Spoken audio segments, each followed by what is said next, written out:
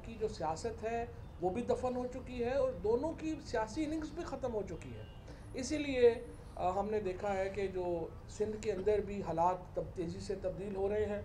मैंने इक़दाम करने पड़ेंगे, हमें आगे बढ़ना पड़ेगा और उसमें जो पीपल्स पार्टी की संजीदा क़यादत है वो इंशाअल्लाह हमारा साथ देगी। पीपल्स पार्टी की जो संजीदा क़यादत है वो भी ये समझने में हक़ बजानिब है कि वो क्यों कर जो करप्शन नवाज ये आसफ जरदारी साहब ने की या उनकी बहन ने की या मुराद अली शाह ने की, उसको बचाने के लिए वो क्यों जो है वो सख्तियाँ झेलें या वो क्यों इसका हिस्सा बने। आखिरकार उनको भी लोगों के वोट लेने हैं, लिहाजा हमने आज इसके ऊपर भी एक तफसीली नशिस्त की है और स्ट्रेटजी जो है वो इंशाल्लाह आगे बढ़ेंगे। आगे बढ़कर और जो है वो स्ट्रेटजी हमें उसमें आप ज़्यादा मौसर आपको नज़र आएगी। फ़िलहाल हम मौका मुराद अली शाह साहब को देना चाहते हैं। वो रात को तन्हाई में जब रात को सोएंगे तो ज़रा सोचें कि क्या उनका जवाज़ है कि वो वज़ीर आला के तौर के ऊपर कंटिन्यू करें, और अगर उनका जवाज़ नहीं है वो इस्तीफ़ा दें और उसके बाद हम नई लीडरशिप जो सिंध की आएगी हम उसको वेलकम करेंगे और हम उसके साथ चलेंगे। बहुत शुक्रिया। ये आपकी इस मौजू पर एमक्यूएम से बात हुई है? पहले मैं गुफ्तगू करूं साहब भाई, फिर आप फरमा लीजिए। थैंक यू फवाद भाई। काफ़ी हमारे नुमाइंदे फवाद भाई से और पीटीआई के जो दोस्त आए हैं इनसे बड़ी दोस्ताना माहौल में हमारी गुफ्तगू हुई है और हमने कराची, हैदराबाद और सिंध के ख़ुसूसी तौर पे सिंध के शाही इलाक़े में ख़ास नवाब शाह सखर के मसाइल के ऊपर गुफ्तगू की और हमने फवाद भाई से दो हमारे MOU हैं उस पर भी गुफ्तगू हुई हमारी, और हमने फवाद भाई को बताया है कि कराची को फ़ेडरल गवर्नमेंट की बहुत सपोर्ट की ज़रूरत है। कराची के शहरियों को, कराची शहर वफाक को हर साल बजट के लिए 3000 अरब रुपए अदा करता है, तो कराची के ऊपर वफाकी हुकूमत की नज़र करम होनी चाहिए। हमने हैदराबाद की यूनिवर्सिटी का ख़ुसूसी तौर पर ज़िक्र किया है, अपने मिसिंग पर्सन का, अपने बंद ऑफिस का ज़िक्र किया है, कराची की तामीर और तरक्की का ज़िक्र किया है।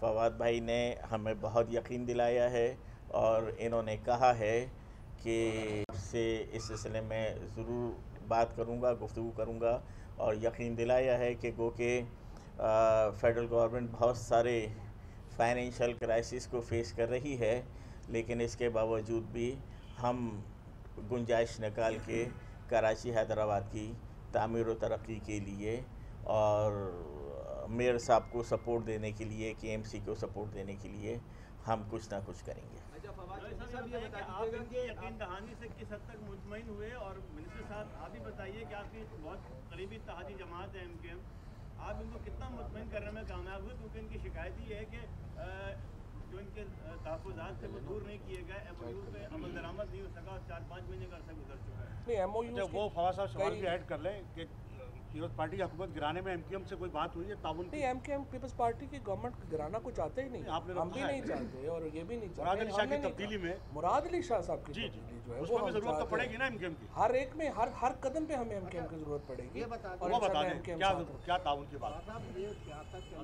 ये पहले ये सवाल पता है क्या, इतना ज़्यादा सवाल हो गया, समझ नहीं आ रही किसको क्या। पहले जवाब ले लें आप जरा जवाब ले लें।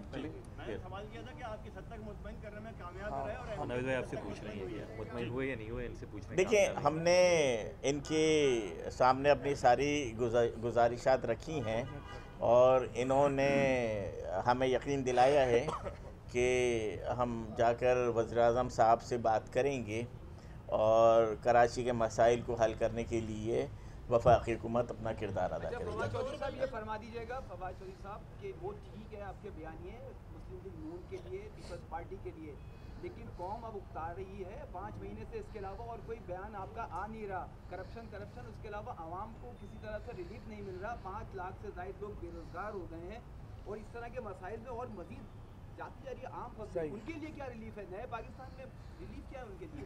यानी सही है, यानी आपकी बात से मुझे जो समझ आई है वो ये आई है कि करप्शन कोई इशू नहीं है पाकिस्तान में। ये बता दीजिए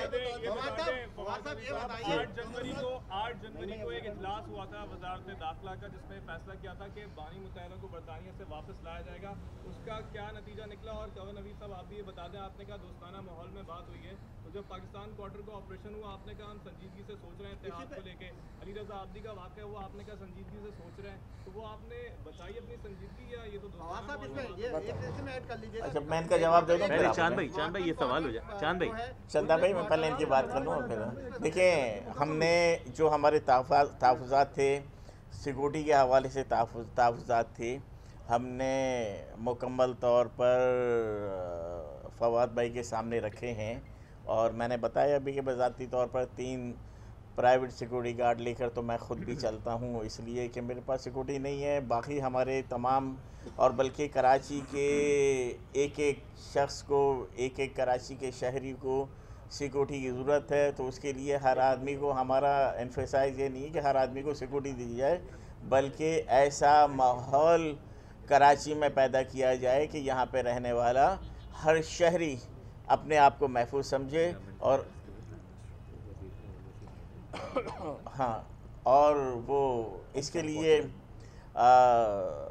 अपना तो एक जो पिछले दिनों वाक़यात हुए हैं, ख़ास तौर से रफ़ज़ा आब्दी भाई वाला वाक़या हुआ है, फिर अभी पिछले दिनों ख्वाजा सोहेल भाई को थ्रेट किया गया, और भी लोग कई वाक़यात यहाँ पे पूरीबन लाशें मिली हैं, तो उससे बड़ा एक अदम तहफ़्फ़ुज़ का सूरत बनी है। तो हम फवाद चौधरी भाई के इल्म में तमाम चीज़ें लेकर आए। बाकी पाकिस्तान क्वार्टर के हवाले से हम जब वज़ीर-ए-आज़म साहब तशरीफ़ लेकर आए थे तो उस वक्त भी हमने ये बात की थी, और वसीम अख्तर भाई ने भी एक लेटर लिखा है वज़ीर-ए-आज़म साहब को, और उसमें तमाम ब्रीफ़ किया। उसके ऊपर हमारा कम से कम इस हद तक तो हम लोगों का इत्तफ़ाक़ है कि हम किसी को ना पाकिस्तान क्वार्टर से, ना एफसी एरिया से, ना मार्टन क्वार्टर से, ना किसी को बेदखल करना नहीं चाहते। पहला वाला सवाल उसका जवाब दे दें। तहफ़्फ़ुज़ात का ये जो पाकिस्तान क्वार्टर के या तजावज़ात के ख़िलाफ़ जो ऑपरेशन है, इसके ऊपर मैं ये वाज़े कर दूँ। देखिए, ये ऑपरेशन या जो तजावज़ात के ख़िलाफ़ मामला है, ना ये कोई कराची की KMC के हुक्म के ऊपर हो रहा है, ना वसीम अख्तर साहब के हुक्म के ऊपर हो रहा है, ना ही कोई हमारे इसमें कोई ताल्लुक़ है, क्योंकि ज़ाहिर है वफाकी हुकूमत का तो कोई ताल्लुक़ हो ही नहीं सकता तजावज़ात के किसी मामले में, किसी भी म्यूनसिपल मामले में। ये सुप्रीम कोर्ट के सामने एक पिटीशन है, सुप्रीम कोर्ट ने एक अहकामात, एक स्कीम जारी की है। हाँ, ये ज़रूर है कि ऑल्टरनेट अरेंजमेंट क्या किए जा सकते हैं, इनको क्या मामला चलाया जा सकता है, क्योंकि हमने प्राइम मिनिस्टर साहब के जब इल्म में, जब हमारी PTI की क़यादत ने और वसीम अख्तर साहब ने जब वज़ीर-ए-आज़म साहब की तवज्जो दिलाई इस तरफ, तो उसके फ़ौरन बाद प्राइम मिनिस्टर साहब के हुक्म के ऊपर वफाकी हुकूमत ने नज़र सानी की अपील भी दायर की सुप्रीम कोर्ट में, वो भी हमारी डिसमिस हुई। सो अब हम जो कुछ कर सकते हैं वो हमने किया है। अब एक ऑल्टरनेट प्लान की बात हो सकती है, लेकिन बहरहाल इस तजावज़ात के ख़िलाफ़ मामले से हमारा कोई बराह रास्त हवा निकाल देंगे तो क्या गवर्नर लाने के 18वीं तरमीम में कोई तरमीम करेंगे, क्या करेंगे, किस तरह हवा निकालेंगे ताकि या इन हाउस तब्दीली से क्या ताउन मांगा वो तो बता दें साबिर भाई। इसी सवाल का जवाब 18वीं तरमीम जो है ना, मैं आपको बताऊँ, 18वीं तरमीम को 180 के करीब आर्टिकल्स हैं जिनमें अमेंडमेंट है, 100 से ज़्यादा ऊपर। अब उनमें कई आर्टिकल्स हैं जो बहुत अच्छे हैं, कई आर्टिकल्स हैं जो बहुत बुरे हैं जिनमें तरमीम हुई है, और कई हैं जिनका कोई बहुत बड़ा, और ज़्यादातर ऐसे हैं जिनका कोई बहुत बड़ा फ़र्क नहीं पड़ता। अब जो बहुत अच्छे हैं उनमें डेवोल्यूशन है, जो वफाक से सूबों को डेवोल्यूशन हुई है। लेकिन ख़राबी क्या है? ख़राबी ये है कि सूबों ने डेवोल्यूशन आगे नहीं की अपने अज़ला में ना। अब देखिए कराची को पैसा जो मिलना चाहिए, क्या मिल रहा है सूबाई हुकूमत से? Answer is no. क्या बाकी जो ज़िला हैं उनको मिल रहा है? Answer is no. पंजाब में भी हमने देखा यही हुआ। लिहाजा क्या हुआ कि करोड़ हा नहीं, अरब हा नहीं, ट्रिलियंस ऑफ रुपीज़ सिर्फ चीफ मिनिस्टर ने ख़र्च किए। पंजाब में मुराद, यहाँ सिंध में मुराद अली शाह ने, और उनसे पहले कायम अली शाह ने, सिंध में पंजाब में शहबाज शरीफ। अब इसका ये है, और यहाँ सिंध में 11 साल से प्रोविंशियल फाइनेंस अवार्ड नहीं हुआ, तो ये 18वीं तरमीम की रूह के ख़िलाफ़ था जो ये यहाँ पे हुआ। लिहाजा और फिर जैसे हायर एजुकेशन आपने प्रोविंसेस को दे दी, बिल्कुल बेड़ा गर्क कर दिया आपने तालीम का। यूनिवर्सिटीज़ हमारी सारी की सारी नीचे बैठ गई। हेल्थ स्टैंडर्ड्स आपके ख़राब हो गए, हेल्थ आपने जो है उसके ऊपर जो है वो मेडिसिन का ही कोई नहीं, पैनाडोल का स्टैंडर्ड बलूचिस्तान में क्या है यहाँ पे। सो कुछ तरमीम है जिस पे पॉलिटिकल पार्टीज़ को बैठना चाहिए और सोचना चाहिए बाज़ चीज़ें, और जाहिर है कि कंसेंसस जब तक नहीं होगा तो आईनी तरमीम तो हो ही नहीं सकती। बात बता दें, आपका यहाँ आने का जो मकसद था, बुनियादी मकसद MKM से मिलने का बुनियादी मकसद जहाँ और जो सिंध हुकूमत की तब्दीली के हवाले से, तो क्या उसमें कोई ताउन मांगा है आपने? इसमें ऐड कर लें कि फौजी अदालतों की तोसी के हवाले से आपने MKM से क्या बात की, MKM ने आपको क्या जवाब दिया? नहीं, मेरा अभी फौजी अदालतों के मामले के ऊपर MKM से कोई बातचीत जो है वो नहीं हुई है। उसके लिए परवेज़ खटक साहब का और वो मामला जो है वो वहाँ पर हम पार्लिमानी कमेटी जो है वहाँ पर हम वो बात करेंगे। और जाहिर है कि 18वीं तरमीम जो है उसके ऊपर वो ये जो फौजी अदालतें हैं इसके ऊपर हमारा व्यू ये है कि एक कामयाब हिकमत अमली अगर चल रही है तो उसको सोचना चाहिए कि जब तक वो हम मुकम्मल नहीं कर लेते वो कर रहे हैं, लेकिन वो हम पार्लिमानी कमेटी से करेंगे। जहाँ तक आपके MKM के ताउन का ताल्लुक है, MKM से हमने हर मामले के ऊपर जो है वो ताउन मांगा है। MKM ने हमसे अपनी कुछ जो गुजारिशात हैं वो हमारे सामने, जो उनके पहले MOUs हैं उनके मुतल्लिक वो हमारे सामने रखी हैं। हमने इनको अपनी जो सारे मामलात हैं वो उनको बताया, और MKM और जो पाकिस्तान तहरीक इंसाफ है, जिस तरह मैंने अर्ज़ किया कि हम इत्तेहादी हैं और जो भी हिकमत अमली हमारी होगी वो इंशाल्लाह हमारी इकट्ठी होगी। अच्छा फवाद चौधरी साहब, मेरा पहला सवाल ये है कि आप लोगों ने ये कहा था कि यूनिवर्सिटीज़ की आप बात करें तो गवर्नर हाउस और जो प्राइम मिनिस्टर हाउस है उसको कब दर्जात मिल रही है यूनिवर्सिटी। दूसरा सवाल मेरा ये कि स्विस बैंक के जो करप्शन का पैसा है वो कब आ रहा है पाकिस्तान?